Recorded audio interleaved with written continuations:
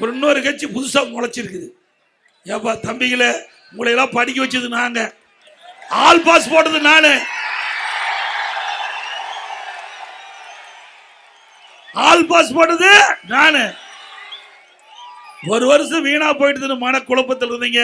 ஆன்லைன்ல வகுப்பு அதாவது பள்ளியில் படிக்கிற மாணவருக்கு ஆல் பாஸ், கல்லூரியில் படிக்கிற மாணவர்களுக்கு ஒரு வருடம் வீணா போய்விட்டு மன உளைச்சல் இருந்த மாணவர் மன உளைச்சல் இருந்து மீட்டு ஆன்லைன்ல வகுப்பு, ஆன்லைன்ல தேர்வு பிரமாதமா படிச்சீங்க. எல்லாருக்கும் பட்டம் கொடுத்த அரசாங்கம் அதிமுக. எங்களை மறக்கலாமா? உங்களுக்கு எவ்வளவு வசதி செஞ்சாங்க எங்களுடைய தலைவர்கள். காலுக்கு காலணி, சீருட விலையில புத்தகம் கொண்டு போறதுக்கு பைய, பள்ளிக்கு போறதுக்கு சைக்கிள், மென்மையான கல்வி கிடைக்க மடிக்கணினி எல்லாம் கொடுத்த ஒரே அரசாங்கம் அதிமுக அரசு.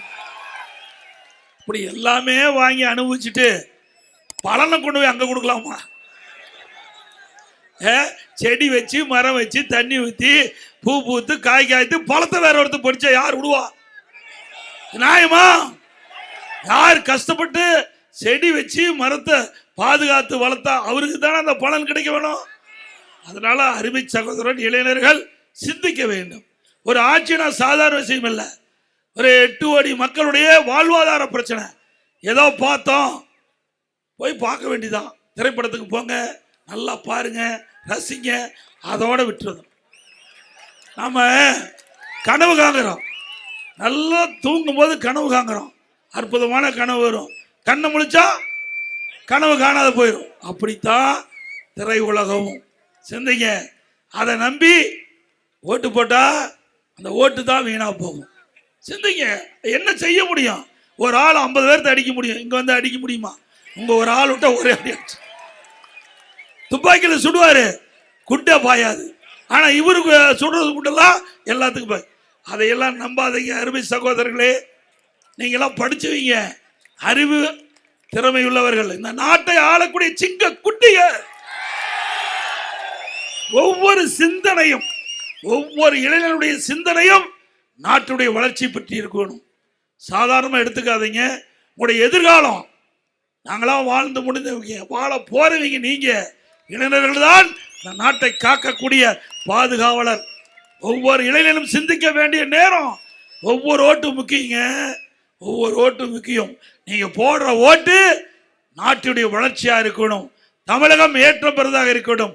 தமிழகம் செழிக்கின்ற, வளம் கொளிக்கின்ற நாடாக மாற வேண்டும். நல்லா சிந்திங்க. ஒரு பிரச்சனை வந்தது, ஒரே ஒரு பிரச்சனை வந்தது, 72 நாள் ஆளை காணோம். ஒரு பிரச்சனைக்கு நான் கட்சியில் சேர்ந்து 7 முறை சிறை சென்றேன். போராட்டத்துக்கு போய் 7 முறை சிறை சென்றேன். சிந்திச்சு பாருங்க.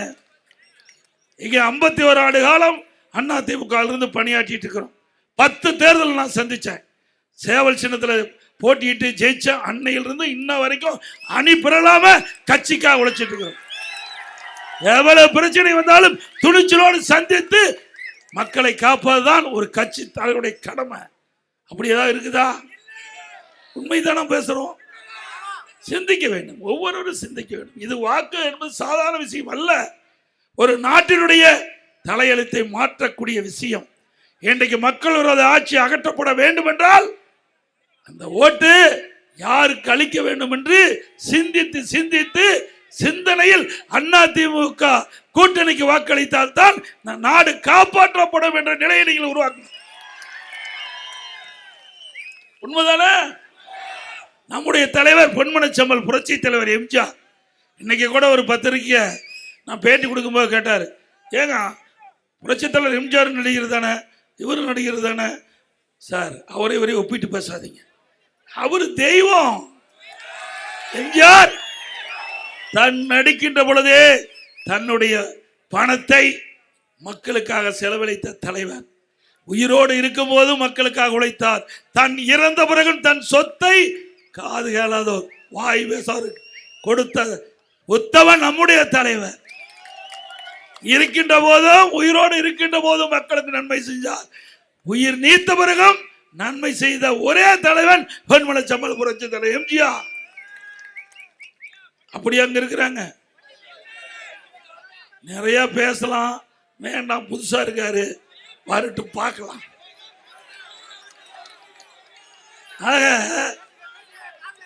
என்னை பொறுத்த வரைக்கும், அதிமுக பொறுத்த வரைக்கும் அரசியல் வருவதற்கு அனைவருக்கும் உரிமை உண்டு.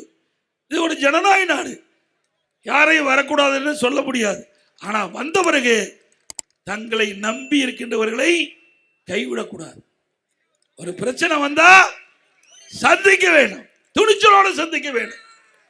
எனக்கு என்னென்னலாம் பண்ணாங்க, என் மாதிரி எனக்கெல்லாம் கிடைச்ச கஷ்டத்தை ஒரு நாள் கூட அனுபவிக்க முடியாது. ஒரு நாள் நிம்மதியான இருக்க விடல. சட்டமன்றத்தில் முதலமைச்சர் பொறுப்பேற்றதிலிருந்து அந்த என்னுடைய 4 ஆண்டு 2 மாத காலம் வரை கடுமையான பிரச்சனை உருவாக்கிட்டே இருந்தாங்க. முதல் வருஷம் கடுமையான வறட்சி, குடிப்பதற்கு கூட தண்ணி கிடையாது, சமாளிச்சோம். பிறகு புயல் வெள்ளம், டெல்டா மாவட்டம் புரட்டி போயிட்டது, அதை சரி செஞ்சோம். பிறகு கொரோனா, நாட்டு மக்கள் வெளியிலே வர முடியல. இப்படிப்பட்ட ஒரு சோதனையான நேரத்தில் கூட மக்கள் பாதிக்காத அளவிற்கு சிறப்பான ஆட்சியை கொடுத்த ஒரே அரசாங்கம் அதிமுக அரசாங்கம்.